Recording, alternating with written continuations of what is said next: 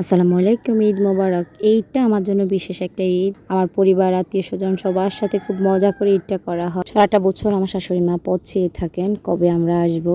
বিশেষ করে যেহেতু আমরা ঈদেই বেশিরভাগ বাড়িতে আসি। ডিসেম্বরে একটু কম আসা হয়। ভাই বোনরা সবাই অপেক্ষা করে তাদের বোন কবে বাড়িতে আসবে। আসা মাত্রই সবার অপেক্ষার পালা শেষ। অনেক মজা করে ওরা। ঈদের দিন সকালবেলা আমার যা নাস্তা রেডি করেছিল সেটাই আমি বাচ্চাদেরকে দিয়ে দিচ্ছি। 2 বোন খেতে বসে গেল। আর বাকি বড়রা সবাই গোশত রান্না হওয়ার পরে গোশতটা দিয়ে খাওয়া শুরু করবে। এটা আল্লাহ রাসূলের সুন্নাহ। আমার মা, শাশুড়ি, দাদিমা সবাই একই ট্রেন্ড ফলো করে আসছে। উড়িয়ে তো গেছে আল্লাহ।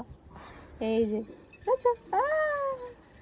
গরুটাকে সকাল সকালে গোসল দিয়ে তারপর ওরা গোসল শেষ করে নামাজে চলে গেছে। আগে আমরা গরু আনার সাথে সাথে রং দিয়ে অথবা মেহেন্দি দিয়ে গরুর গায়ে ঈদ মোবারক লিখতাম, মালা পরাইতাম। ছোটবেলার ঈদটাই অনেক মজার হয়। আর এই যে এখন রুটি বানাচ্ছি। আমরা 200-র উপরে রুটি তৈরি করি। আমরা 3 জা বসে গেছি। পরে আমার ছোট জা চলে যায় ছেকতে আর আমি আর আমার বড় জা বানাই। আর এই যে আলহামদুলিল্লাহ আমাদের গরু জবাই শেষ। এখানে কাটাকাটি চলছে। কাটাকাটি করার পর আমার মা, শাশুড়ি মা ওনারা সবাই মুরব্বীরা এটা বন্টন করবে, ভাগাভাগি করবে। আমি আসলে খুব একটা ক্লিপ নিই নাই, রুটি তৈরিতে ব্যস্ত ছিলাম।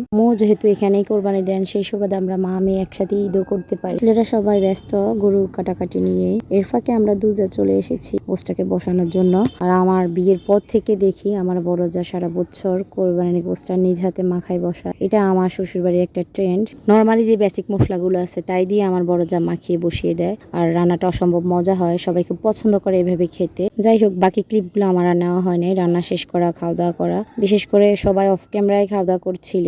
এত ব্যস্ত ছিলাম যে ফোনটা নেওয়া হয় নাই। বাচ্চারা সবাই সবার গোশত রুটি নিয়ে বাড়ির অন্যান্য বাচ্চারা সহকারে সবাই বসে একসাথে খায়। যদিও এইবার ওরা আলাদা আলাদা খেয়েছিল, কেন জানি না। বাকি সবকিছু অফ ক্যামেরায় চলছিল। পরের দিন আমার ছোট যা আবার আমাদের জন্য বিরিয়ানি রান্না করেছিল, তাই খাচ্ছিলাম। আজকে পর্যন্ত আল্লাহ হাফেজ। আসসালামু আলাইকুম।